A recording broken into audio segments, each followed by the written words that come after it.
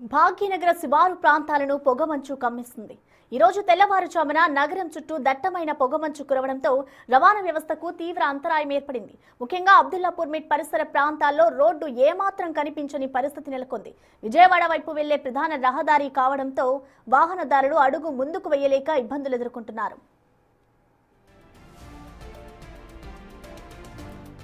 పొగమంచు ప్రభావం ఎంతలా ఉందంటే ఎదురుగా వస్తున్న వాహనాలు కూడా కనిపించడం లేదని ప్రయాణికులు ఆందోళన వ్యక్తం చేస్తున్నారు. కార్లు, లారీలు తమ ఫాగ్ లైట్లు మరియు ఇండికేటర్లను ఆన్ చేసి చాలా నెమ్మదిగా ముందుకు సాగుతున్నాయి. ఔటర్ రింగ్ రోడ్డుపై ప్రయాణించేవారు మరింత అప్రమత్తంగా ఉండాలని ట్రాఫిక్ పోలీసులు హెచ్చరిస్తున్నారు.